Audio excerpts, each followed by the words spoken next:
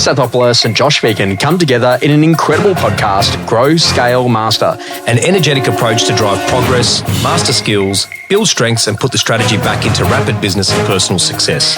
Backed by real-world experience in rapid scaling to playing the long-term game of business, it's the story of all the lessons learned on the journey to mastery.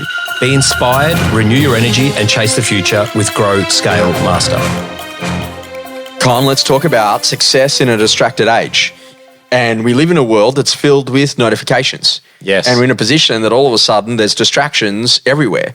And there's an old school saying that if the goal isn't clear, then literally there'll be plenty of distractions. Absolutely right. Do you want your heart surgeon, mid-heart surgery, having a crack at a Facebook update?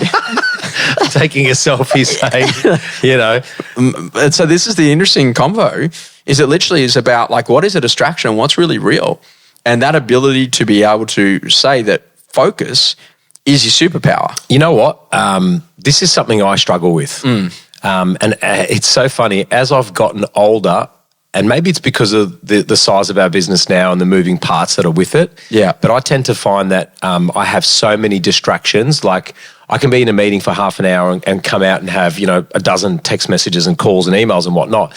However, in saying that, I'm being very, very mindful of the power of focus, because what got us to this point was 12 months of dedicated, blinkers on, literally submarine style, go underneath, just do our thing and just pop up work. And that was the game changer. And that's what I coach my agents. If you can just focus on 2 prospecting call sessions per day for 3 days a week, ideally 5. But if you could just do 2 45-minute sessions per day for 3 days, Tuesday, Wednesday, Thursday, not Monday because that's predictable, and not Friday because you're probably having a day off and that's also predictable. The power of focusing on those calls and those conversations are what going to make you from good to great.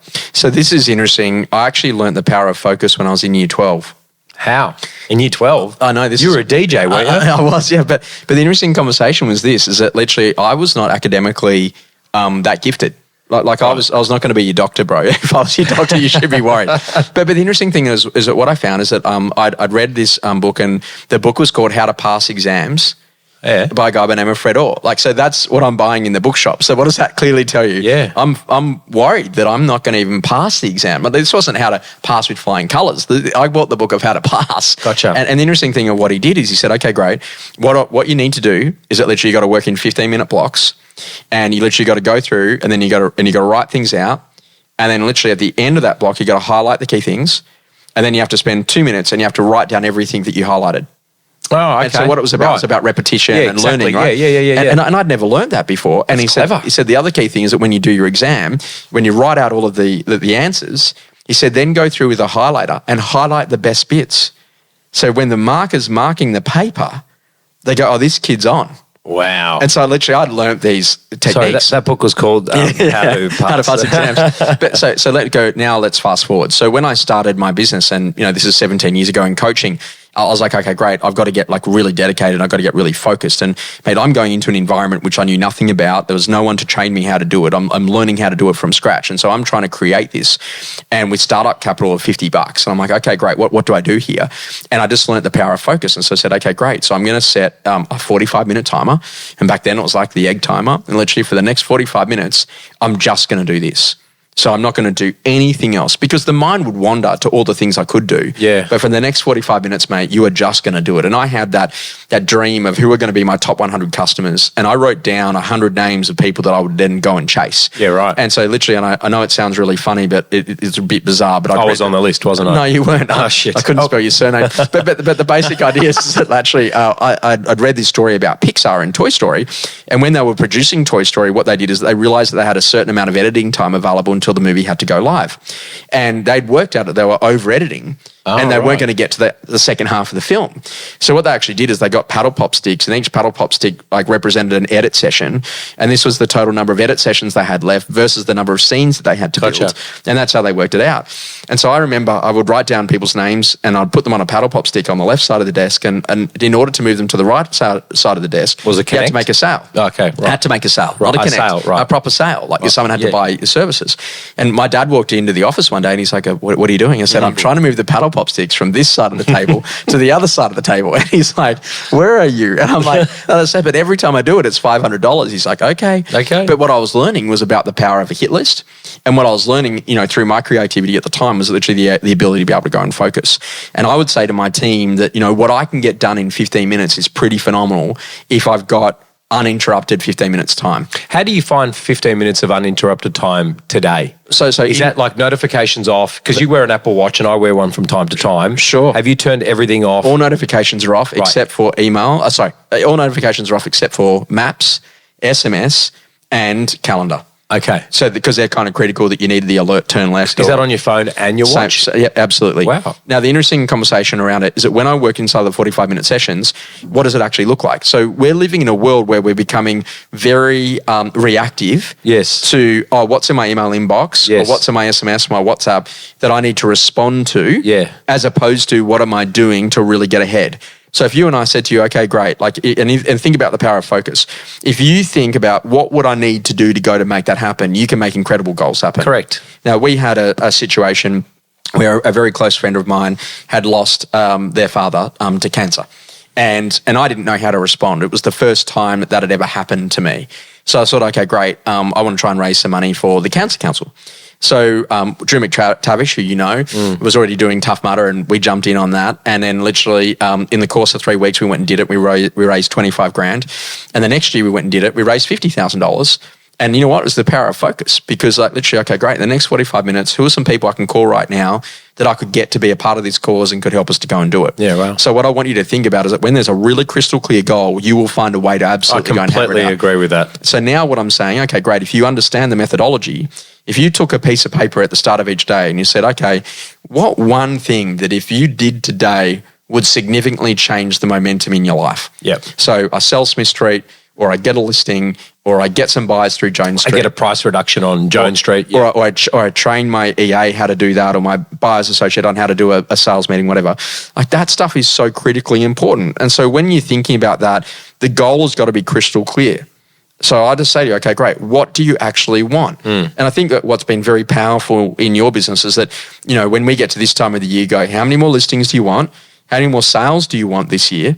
And how many listings do you want to start next year? Correct. And then once you've done all of that, there's a big word underneath it, holiday. That's absolutely right. But you've got to get those 3 things done. Yeah. And so this is the issue because when I'm thinking about that, when you're in this world, your ability to disconnect. The best ideas come when I'm going for a run, when I'm going for a walk, when I'm not at the tool, if that makes sense. So I'm not having to make the calls. Yeah. And I'm going to ring that person and do that connect and I'll touch that conversation. And this is interesting. Like what you've got to do is you've got to get very clear, what does success actually look like for you?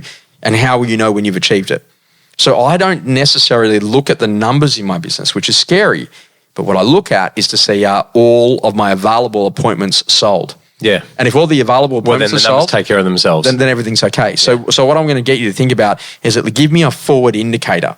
So that might be, as a business owner, number of opens, number of auctions ahead in the business, number of opens that are less than 28 days on market, number of new campaigns launching. Like, you talk a lot about that, about X million dollars worth of stock that we've got available to sell in the course of the next 30 days. That's right. And so that's your forward indicator, but literally that's the goal. And so this is a really important thing is that when you think about success in a distracted age, I'm saying I want quality time, but I want quality relationships. So when I'm thinking about quality time, how do I actually make sure that I can just spend the time the way I want to in what's available and have quality relationships that really matter and not takers, but people that actually are really wanting to give Isn't that kind of like your definition of what success looks like anyway? Yes. The ability to have quality time, the ability to disconnect, the ability to have great quality relationships with people. Yeah. So then that way you're not living in this cluttered, distracted, always notified world. A chaotic world. You're correct. And and I've met people who say, Josh, I've limited it that I'll only go out 2 nights a week.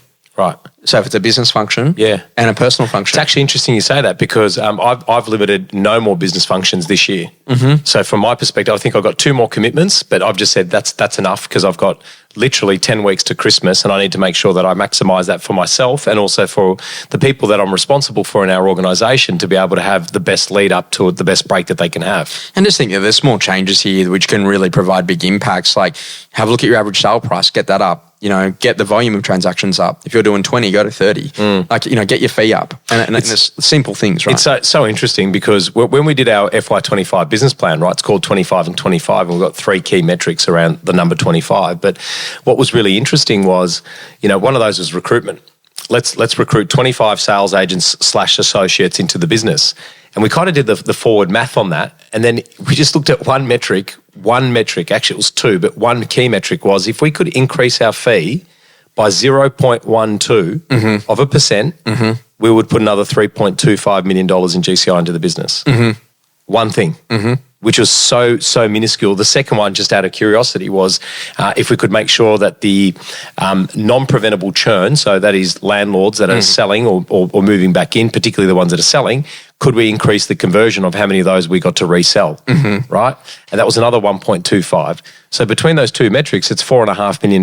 That's essentially recruiting 10 agents that write $450,000. And I think the secret is here is that literally none of that is like out of this world. It's not. But I tell you what, would you like fries with that? Yeah. Made them $1 billion. Hey, Delta Airways removing that one olive from every salad saved them $1 million. You know what I mean? You had olives on planes. but I kind of love this, planning for what's ahead, 2025, outside of all the Super Saturday stuff. We're not going there today, but what I do know for people is that literally in April, you're going to have a late Easter. Yes. And that's going to be Good Friday, Easter Monday, Anzac Day, my birthday, all in 2 weeks. Correct. And then you've got a federal election that has to be called by the end of May. That's right. So I'm saying to people right now, January, February, March needs to be a rapid quarter. Yep. Because I'm saying that April, May, June is going to be a cluster. But what a lead up that we've got, right? So there's plenty of stock on the market in our markets here in Sydney. But think about being able to clear that stock, reload for the new year. You've probably got an interest rate cut coming either next month or February, right? And then you're leading into that second quarter or the third quarter of the financial year where it is going to be a bit of a traffic jam. If you've got those runs on the board and that forward momentum, you can absolutely take off through that period. And that's when you take market share, right? And that's such a critical time. So you're right, you have to understand of what's ahead, reading the play. Experiences that rapidly shaped you. Con, I'm not sure why, but one day I decided that I just was going to go. And I went to the Kangaroo Island Health Retreat. You talk about this all the time. You love it, don't you? Sue McCarthy has been one of the great oracles of the world. She is. Great. And Sue says something pretty interesting. She says, the mind is the master, the body is the vehicle, knowledge is the power, but practice is the key. Oh. So when you think about the mind is the master, the body won't go where the mind won't take it. Yes. If knowledge is the power, okay, great, I know it, but do you put it into practice? Yes. To do it. Yeah. Like we all know we're supposed to eat well. We all know we're supposed to have functional relationships. We all know we're supposed to put money away for savings. Yes. But do you do it? Yeah. And so I think that that's a really foundational idea to change the way that you think. Yeah. Well, one thing that I've been doing more frequently, and you're often at my home, is actually instead of going out to a restaurant, actually having dinner at home, which is so foreign because you actually have to cook and prepare, and I do that for a couple of reasons. The first one is it's my inner sanctum. The second one is it's the most relaxed where people can be. You don't have to get dressed up. I mean, if you look at me now, I'm in my Ugg boots, and right.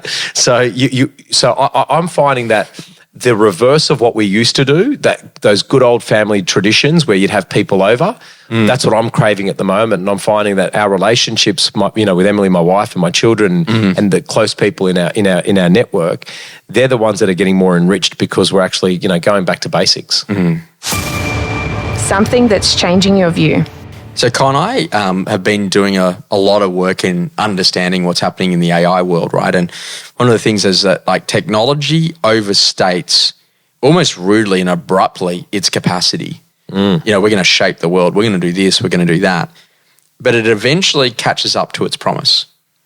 But it takes time. Literally, it's like you only now you're starting to work out how bad Siri is until the new Siri comes out, right? Yes. And so that's kind of interesting. But you get out what you put in if you stay core to the true principles that remain. Right. So, in other words, technology was going to tell you who's next. Who's the next buyer? Who's the next seller? Who's going to do this? Intent data. What's happening in the digital world? Yes. But mate, if they're not doing anything, That doesn't matter. good luck. Exactly. And so I got to go and find Con, who's got a bit of cash out the back, who's prepared to go and buy another investment property. Yes. Because he can. Yes. And ring him because he's not necessarily clicking it in the digital environment. Correct. And so what I'm saying to people is that, like, literally, particularly when you've got changes that are actually happening with prices and a volatile economy, you've got to get back to relationships. And here's the key thing. The relationships you never should have left. So the ability to be able to pick up the phone, ring someone, have a great convo is the difference of what makes businesses move.